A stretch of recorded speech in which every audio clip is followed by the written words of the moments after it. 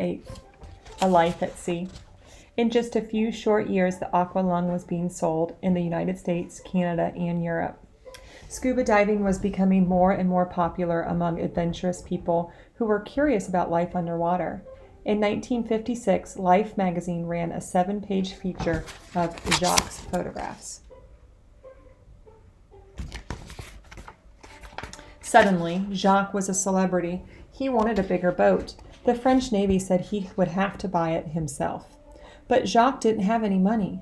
Luckily, in 1950, a wealthy British politician and businessman gave Jacques enough money to buy the Calypso, a 140-foot-long ferry boat. The Calypso was seaworthy, but it would need to be renovated. So the Cousteaus sold their house. Jacques and Simone called friends and family to raise more money. Simone sold her jewelry. The Cousteaus moved onto the ship. Their dream of an exciting life at sea was becoming a reality. The Calypso was turned into a research vessel. It had an observation deck on top and an underwater observation chamber below. The steel bubble beneath the ship had 8 viewing windows and a mattress. It was just big enough for a man to lie flat on his stomach. It was perfect for filming.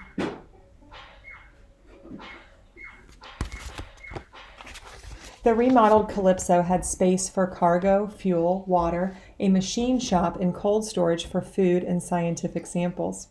It even had a wine cellar. Jacques took a 3-year leave from the Navy. He wanted to spend as much time exploring the sea as possible. He assembled a crew of about 20 people, sailors, scientists, filmmakers, and of course Dee Dee. Tilly stayed in Toulon to run the Undersea Research Group.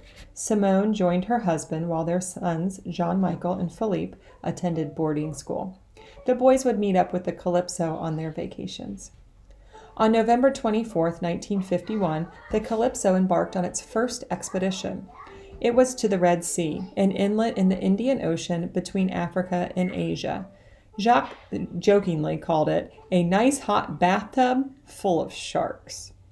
The night before they left, Jacques proposed a toast to his assembled crew. You say it like this: El feu ali voir, which meant we must go and see for ourselves.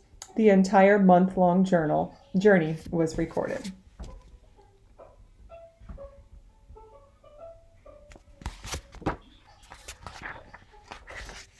Jacques filmed sharks and dazzling coral reefs. New species of sea creatures were discovered. New areas along the seabed were identified as containing oil. Water samples were collected at various depths and studied by the scientists on board. The expedition was a resounding success, the first of many. In 1952, the Calypso excavated a Greek shipwreck more than 2,000 years old off the coast of Marseille. Jacques established the French Office of Undersea Technology in Toulon to invent and improve upon undersea equipment and technology. In 1953, Jacques' first book was published. Written with Dee Dee, The Silent World described the development of the Aqualung and the Undersea Research Group's many adventures. It was a New York Times bestseller, with nearly 500,000 copies sold by the end of the year. Eventually, the book would be translated into more than 20 languages and sell more than 5 million copies.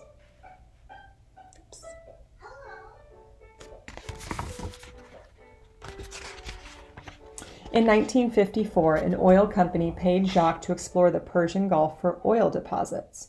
Chiseling rock 150 feet below the surface was hard work. The crew also had to watch out for schools of poisonous sea snakes. It was not the kind of work Jacques wanted to do, but he needed the money to pay off Calypso's bills. Jacques wanted to film the first full-length underwater color movie. He invested in new lighting equipment and cameras.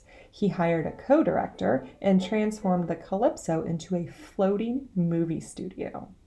The now familiar trip across the Mediterranean was one big party.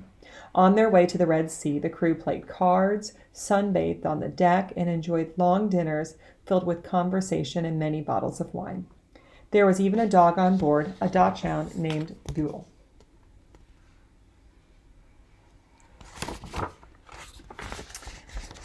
Jacques' film was called The Silent World. It came out in 1956. Audiences were astounded. They gasped as hundreds of porpoises leaped in the air like aquatic acrobats. They laughed at Jojo, the large fish. Jojo got so used to being fed scraps that the fish had to be locked in a shark cage so it wouldn't follow the divers everywhere they swam. And people cried as a school of hungry sharks tore a baby whale to pieces in a bloody feeding frenzy. In France, the film won the Palme d'Or, the grand prize at the Cannes Film Festival. In the United States, it won the Academy Award for Best Documentary. With The Silent World, Jacques succeeded in capturing the imagination of the entire world.